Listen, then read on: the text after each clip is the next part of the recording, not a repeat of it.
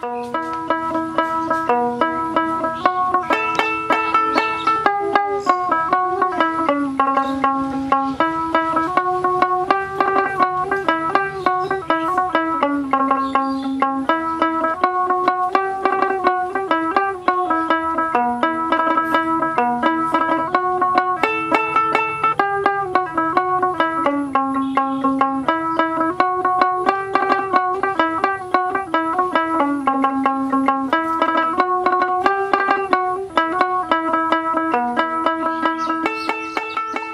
নারীর মধ্যে এই বৈশিষ্ট্য আছে।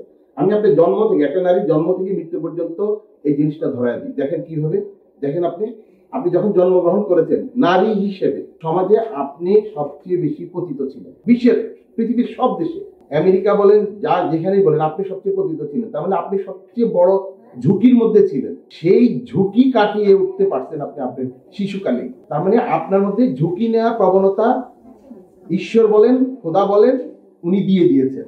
এরপরে আসেন, আপনি যখন 18 বছর পূর্ণ হয় নাই, তার আগে আপনাকে বাবা মা বিয়ে দেওয়ার জন্য বলে, আপনারা তখন সবাই ডিনাই করেন যে আমরা এখন বিয়ে করব না। তার মানে আপনার মধ্যে একটা আত্মবিশ্বাস গ্রো করছে যে কখন আপনি বিয়ে করবেন। দেখেন আপনার মধ্যে আত্মবিশ্বাস গ্রো করছে। কে গ্রো করাই দিচ্ছে?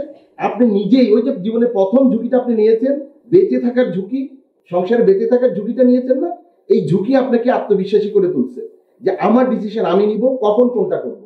দেখেন এগুলো আপনাদের মেয়েদের লাইফের মধ্যে জিনিসগুলি আছে।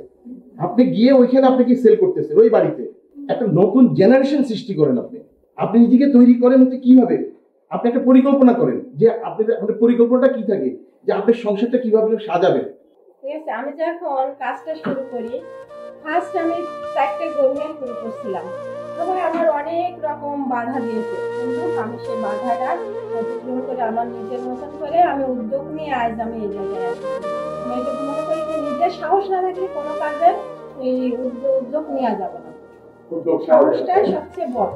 যে উদ্যোগ নিতে পারে, ঝুঁকি নিতে পারে, রিস্ক নিতে পারে, যে কোনো পরিবেশে মানায় নিতে পারে নিজেকে, সেটাকে আমি মনে করি যে উদ্যোক্তা। আমি এই কাজটা করবো, আমার সাহস নেই, কিন্তু আমি যদি সাহস নিয়ে এগিয়ে যাই, আমার যতটুকু সামর্থ্য আছে আমি সেটা দিয়ে কাজ করবো, আরেকজনকে সহযোগিতা করবো। কিন্তু প্রত্যেকটা একটা গ্রাম থেকে উঠে আসে একজন নারী। যখন আমি মাশরুম কাজ করি, তখন আমাকে বলতো যে বউ এত কিছু রেখে ব্যাঙের ছাতা নিয়ে কাজ করছে। আমি যদি তখন ওই ব্যাঙের ছাতার কথা এত তাচ্ছিল্য শুনে যদি আমি বসে যেতাম, তাহলে হয়তো আজকে এই পর্যায়ে আসতে পারতাম না, আমি একজন উদ্যোক্তা হতে পারতাম না।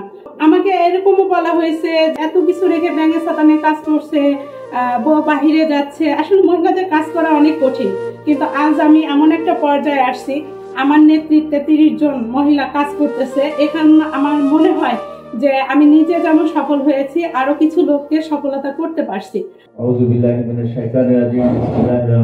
নারী উদ্যোক্তা উন্নয়ন কর্মশালা 2024 উক্ত অনুষ্ঠানে আমরা সকাল থেকেই শুরু করেছি। ইতিমধ্যে আমাদের সম্মানীয় অতিথি, আমার পরম শ্রদ্ধাভাজন জনাব সেলিম রিজা স্যার উপস্থিত হয়েছেন।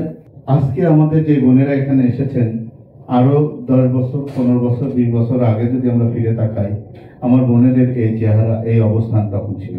তার মধ্যে এর যে ডিফারেন্স আছে আয়তন অনুযায়ী আমাদের সকলকেই, আমাদের 20 কোটি মানুষ বা 18 কোটি 19 কোটি যাই বলি না কেন, আমাদের এই 20 কোটি মানুষের এক একজন এক একটা সেক্টরে এক একটা পেশা নিয়ে তারা এখানে এসেছেন, যারা নিজ নিজ সেক্টরে সফলতার জন্য প্রচেষ্টা চালিয়ে যাচ্ছে। অনেকেই ইতিমধ্যে হয়তো সফলতা পেয়েছেন। আপনার নিজের অবস্থা উন্নয়ন ঘটাতে পারেন, সেটা হবে শুধু আপনার উন্নয়ন নয়, আপনার পরিবার তথা এই দেশের উন্নয়নে ভূমিকা রাখা।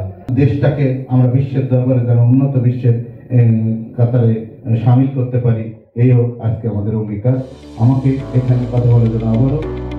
Socio economic health education organization সিও একটি মানব কল্যাণমূলক স্বেচ্ছাসেবী প্রতিষ্ঠান।